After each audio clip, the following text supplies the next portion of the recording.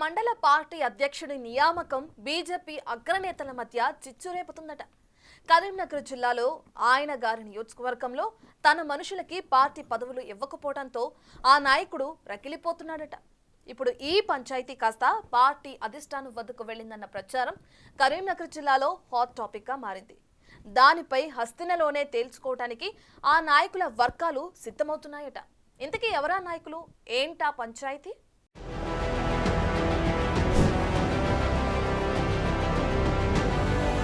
ఒకే పార్టీలో ఉన్న కరీంనగర్ జిల్లాలో అంటి ముట్టనట్లుగానే ఉంటారు బీజేపీ లీడర్. కరీంనగర్ ఎంపీ, కేంద్ర మంత్రి బండి సంజయ్, మల్కజ్గిరి ఎంపీ ఈటెల రాజేందర్ ఇద్దరు నేతలు కూడా తమకంటూ సొంత క్యాడర్ బలంగా ఉన్న నాయకులే. కరీంనగర్ అసెంబ్లీ సెగ్మెంట్ నుంచి 1కి 3 సార్లు పోటీ చేసి ఓడిపోయిన బండి సంజయ్ అదే కరీంనగర్ ఎంపీగా వరుసగా 2 సార్లు గెలిచి ప్రస్తుతం హోంశాఖ కేంద్ర సహాయ మంత్రిగా ఉన్నారు. మాజీ మంత్రి ఈటెల రాజేందర్ కరీంనగర్ పార్లమెంట్ సెగ్మెంట్ పరిధిలోని హుజురాబాద్ ఎమ్మెల్యేగా వరుసగా విజయాలు సాధించి గత ఎన్నికల్లో పరాజయం పాలయ్యారు. తర్వాత మారిన ఈక్వేషన్లతో మల్కజ్గిరి ఎంపీగా గెలుపొందారు.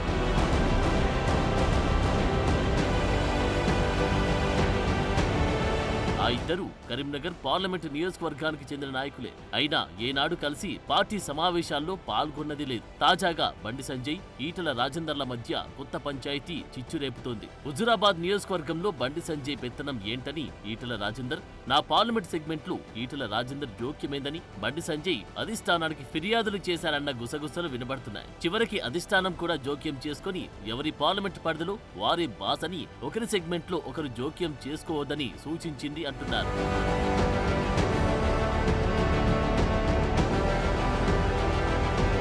ఈటెల రాజేందర్ గులాబీ పార్టీలో ఉన్నప్పుడు బండి సంజయ్ కు రాజకీయ ప్రత్యర్థిగా ఉండేవారు. తర్వాత పరిణామాలతో ఈటెల కాషాయ కండువా కప్పుకున్నప్పటికీ ఆ ఇద్దరు నాయకుల మధ్య మొదటి నుండి పొసగడం లేదు. కరీంనగర్ పార్లమెంట్ సెగ్మెంట్ లో ఉన్న బీజేపీ నాయకులు ఈటెల రాజేందర్ దగ్గరికి పోవాలన్నా, బండి సంజయ్ దగ్గరికి పోవాలన్నా రెండో నేత ఏమనుకుంటారు అని భయపడే పరిస్థితి ఉంది. ఈటెల బీజేపీలో చేరినప్పటి నుంచి అక్కడి కాషాయ నేతలు అడకత్తెరలు పోకచెక్కలా నలిగిపోతున్నారట.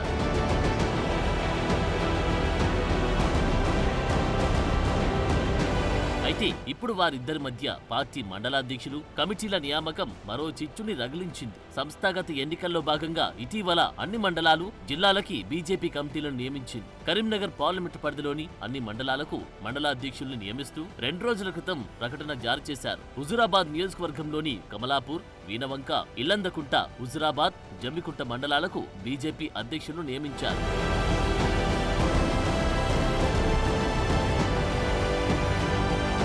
ఆ నియామకాల దగ్గరి సమస్య వచ్చి పడిందట. ఈటెల రాజేందర్ సూచించిన పేర్లని పరిగణలోకి తీసుకోకుండా బండి సంజయ్ సూచించిన వారిని నియమించారని ఆరోపిస్తున్నారు. హుజురాబాద్ నియోజకవర్గంలో ఒకప్పుడు అన్ని తానై వ్యవహరించిన ఈటెల రాజేందర్ ని కాదని బండి సంజయ్ మాటకు తలొగ్గారని, తమ నాయకుడి ఇలాకాలో ఇతరుల పెత్తనమేంటని ప్రశ్నిస్తున్నారు హుజురాబాద్ నాయకులు. ఈటెల కూడా హైదరాబాద్ లో పార్టీ పెద్దల్ని కలిసి తాను ప్రతిపాదించిన పేర్లకు సంబంధించి ఒక్క మండలంలో పరిగణలోకి తీసుకోకపోవడం ఏంటని ప్రశ్నించారంట. తాను హుజురాబాద్ లో పోటీ చేసినప్పుడు తనకు వ్యతిరేకంగా పనిచేసిన వారికి పార్టీ పదవులు కట్టబెట్టారని అధిష్టానానికి ఫిర్యాదు చేశారట.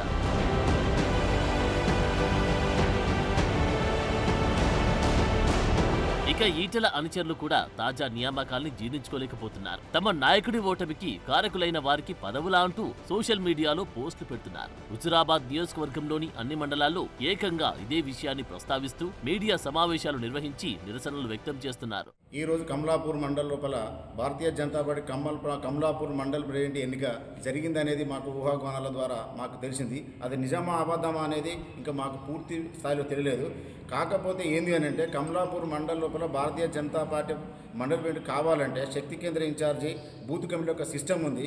భారతీయ జనతా పార్టీ కూడా ఈ సిస్టాన్ని కాదని వాళ్ళు ఏకపక్షంగా నిర్ణయం తీసుకున్నాడు అనే విషయం మాకు తెలిసింది. ఇప్పుడు కూడా మేము అనడం లేదు.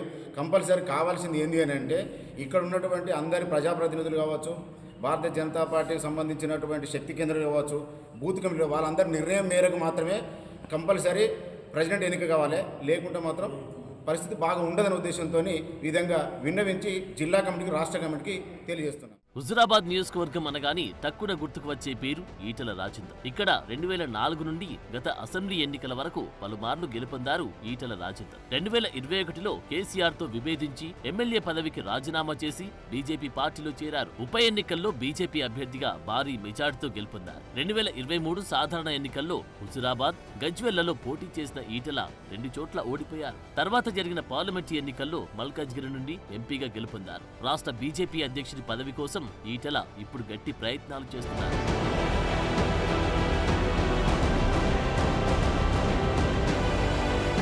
తన సొంత నియోజకవర్గంలో తాను సూచించిన పేర్లని పట్టించుకోకుండా బండి సంజయ్ సూచించిన వారికి ప్రాధాన్యతనిచ్చి పదవులు ఇవ్వడంతో ఈటెల చిన్నబుచ్చుకోవడమే కాకుండా ఒకంత అసహనంతో కూడా ఉన్నారట.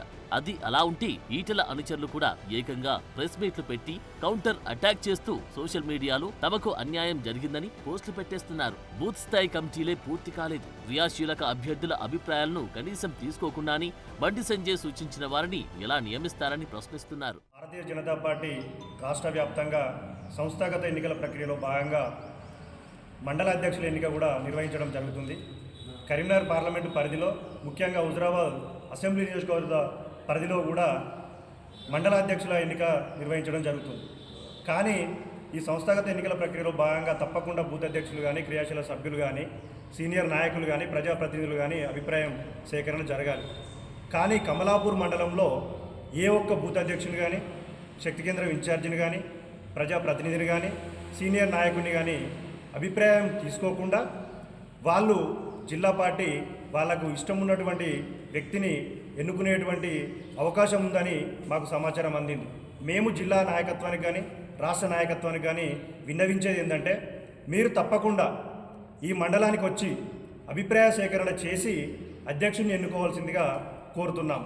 అంతకు మిక్కిలి దయచేసి ముందుకు వెళ్ళొద్దని చెప్పేసి ఈ రాష్ట్ర నాయకత్వాన్ని, జిల్లా నాయకత్వాన్ని కోరుతున్నాం. ఇది తమ నాయకుడు ఈటెల రాజేందర్ ని అవమానించడమే అని ఆయన వర్గం మండిపడుతుంది. ఇప్పుడు ఊరుకుంటే హుజురాబాద్ లో తమ వర్గానికి ప్రాధాన్యత లేకుండా పోతుందని ఈటెల వద్ద గోడు వెళ్లబోసుకుంటున్నారట. అయితే పార్టీ రాష్ట్ర పెద్దలు మాత్రం ఎవరి పార్లమెంట్ సెగ్మెంట్ ను వారే చూసుకోవాలని, ఒకరి సెగ్మెంట్ లో ఒకరు వేలు పెట్టవద్దని అంటుంది. మరి ఈటెల ఈ విషయాన్ని ఇంతటితో వదిలేస్తారా, లేకపోతే ఈ పంచాయతీ ఢిల్లీ చేరుతుందా అనేది ఆసక్తికరంగా మారింది.